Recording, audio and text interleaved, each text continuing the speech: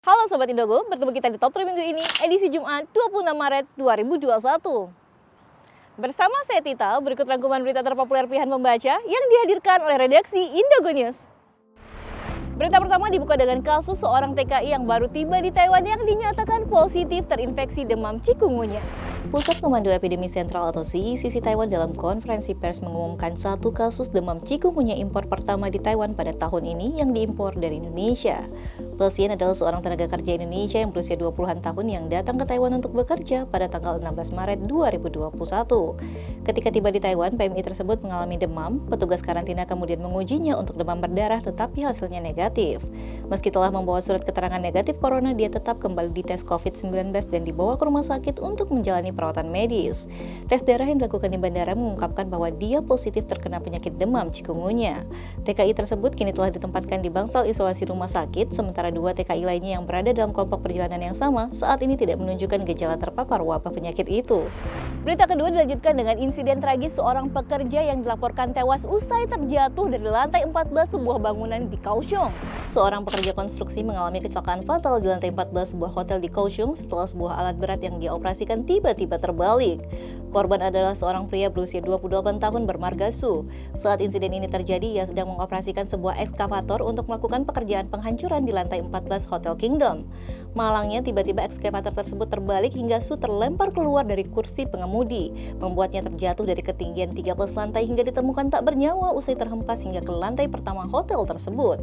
Hasil penyelidikan awal menunjukkan bahwa kecelakaan fatal ini terjadi akibat kecerobohan pekerja dalam mengoperasikan alat berat tersebut dan Su diketahui tidak menggunakan sabuk pengaman saat bekerja. Otoritas berwenang setempat menjatuhkan denda sebesar 60.000 dolar Taiwan kepada pihak kontraktor karena dinilai melanggar undang-undang keselamatan dan kesehatan kerja yang berlaku di Taiwan. Berita ketiga yang ramai dikomentari oleh Sobat Indogo yaitu pernyataan dari Wali Kota Taipei yang menyatakan bahwa warga negara asing dan warga Taiwan sama-sama akan mendapatkan jatah vaksin COVID-19 di negeri Formosa.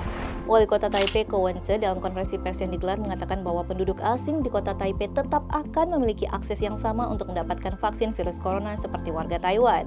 Petugas kesehatan dan pekerja medis garis depan adalah kandidat pertama yang akan divaksinasi, diikuti dengan atlet yang akan berpartisipasi dalam Olimpiade Tokyo mendatang. Orang-orang yang memiliki resiko lebih tinggi terpapar virus corona karena pekerjaan mereka akan menjadi kandidat prioritas berikutnya yang akan mendapatkan vaksinasi COVID-19 menurut daftar prioritas yang dirilis oleh pihak CECC Taiwan. Sementara untuk kelompok prioritas keempat hingga ketujuh termasuk utusan dan atlet yang perlu berpergian ke luar negeri, polisi sipil dan militer, penghuni fasilitas perawatan jangka panjang dan anggota angkatan bersenjata Taiwan. Kategori ini akan diikuti oleh kelompok beresiko tinggi dalam kelompok usia 19 hingga 64 tahun, orang dengan penyakit langka atau penyakit parah dan orang dewasa berusia 50 hingga 64 tahun.